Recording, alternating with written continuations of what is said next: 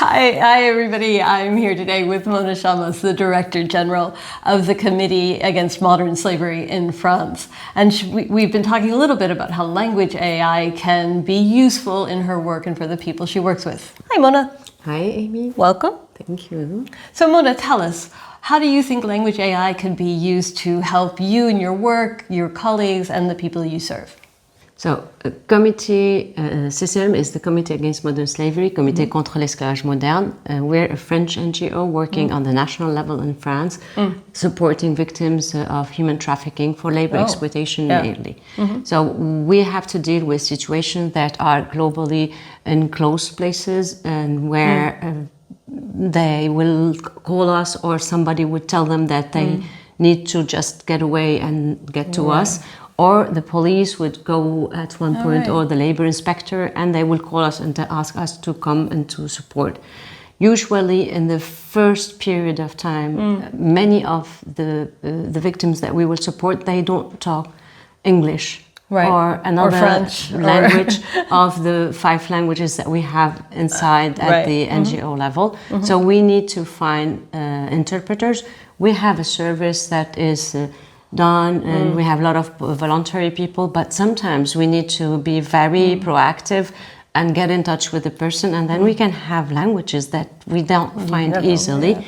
So we see very quickly that we need to have some means to be able to communicate and to have the language that they can understand to be able to get to the second step in at least getting them away from the exploitation. Right, so it's really important to build that trust really early on, and it's very sensitive situations, you know, exploitation and And in some cases, you can have some dangerous situation in case the person does not understand the situation and what are her rights. And in other cases, you also have the possibility to explain really how the procedure would go on, so the person will be able to decide with a clear information on her own rights and not be afraid, because many people can be afraid. Sure. And also for some languages, even the judicial procedures afterwards, if the person decides to file in a complaint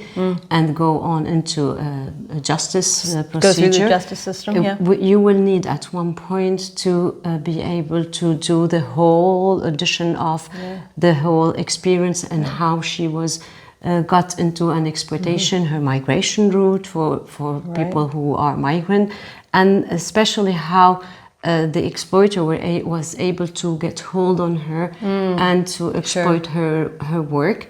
And all of this we need to put it in very detailed, precise way, so we can use it at the justice level, and then we have also to explain for the person exactly what is the justice process, and it's not an easy thing. It's very complicated. Even if you speak French, it is difficult. So you need to explain those things. So many times you would need to use any mean that we can use. And many times we don't have voluntary people to do that, and we don't have any means to pay for interpreters to come. And the emergency make it even more expensive and more impossible to find people. But I mean, because you need to create that sense of trust, you don't want to be using just language, artificial intelligence through the process, but maybe just at the beginning of the process to help them to really understand what the process will be. And if we do this, what do you think the impact will be on their lives? We're supporting people who have been on average exploited for 3-4 years in average, much more for many.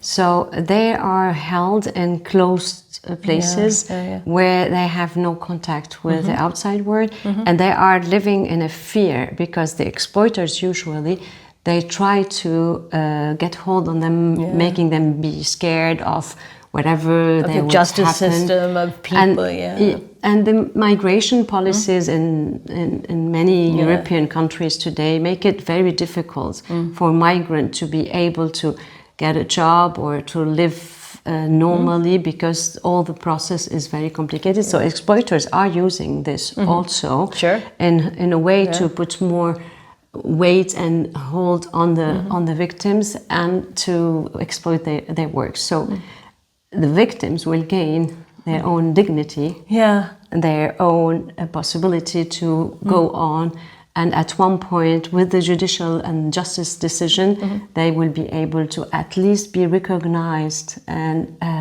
have compensation on what happened to them. Hopefully, and at least be able at one point to turn the page and go on for their life differently. Thank you, Mona. What wonderful work you guys do. Thank you so much for telling us about it. Really appreciate it. Thank you for that. Thank you. And that's what's interesting.